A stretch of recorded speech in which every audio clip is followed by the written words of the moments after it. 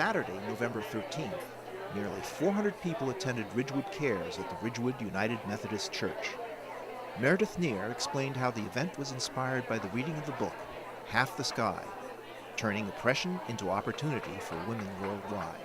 To write Half the Sky, Nicholas Kristof, who's a New York Times columnist, and his wife Cheryl Wudunn traveled the world exploring the lives of women and children and some of the oppressions and social injustices that are built into their communities and some of the cultures. And so they alternate the chapters, talking about the issues and enlightening their readers. And then they talk about people who are doing amazing work to really make a big difference.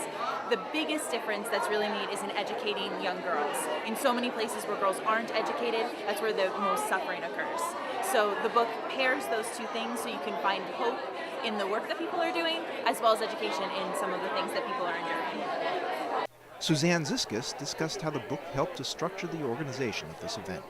We took all the different international groups that were mentioned in that book, we made contact with them, and then through our own personal networks, we connected with nonprofit groups in the area. It is a very eclectic group, everything from groups that save women and children from human trafficking, to child development programs, to schools in Kenya and Namibia and Uganda, a ballet school in Rwanda, run by a local woman from this area, northern New Jersey.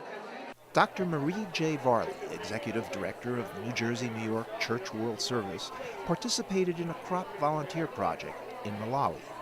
Dr. Varley showed us a rewarding picture that she took.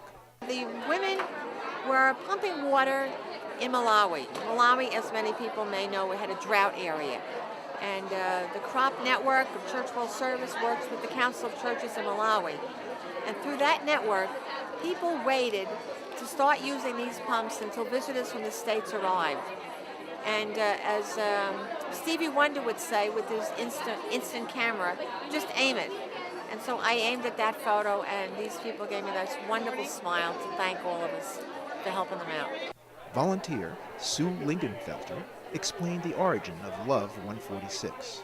Our founder, Rob Morris, went to Cambodia and Thailand on a partner's trip, and he went into a brothel and posed as a John, and he saw little girls on the other side of a glass with little red dresses, and all they had was a number.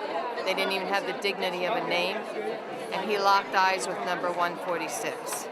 So he doesn't know what happened to number 146, but he named the organization after her, representing the numbers of children that had been sold into this horrific practice. Dr. Joseph Griswold talked about the importance of the Christmas packages his organization, Real Partners Uganda, provides. In Uganda, Christmas is a pretty bleak time for our students because there's no feeding going on at school, and they get no presents, and feeding at home is by chance. And so what we've done is put together a $7 package of food that provides a nice Christmas feeding for the children. And the ingredients are shown here, and each of the 350 students and staff members get one of these just before Christmas. Last year was our first year doing it. The response was so overwhelming, and the gifts were so popular in the town of Lukaya that it was a major talk of the town for weeks and weeks after that. Lorraine Collin, a Rotary Club of Ridgewood Kenya Project volunteer, had children produce a photo album. I brought 4 digital cameras with me for the children to use. And these are all photos that the children took of their school, their friends, their village.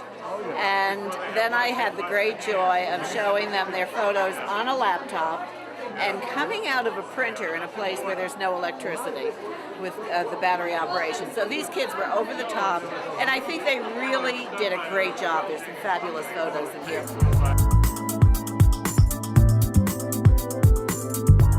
For Ridgewood Patch, this has been Marshall's Minute.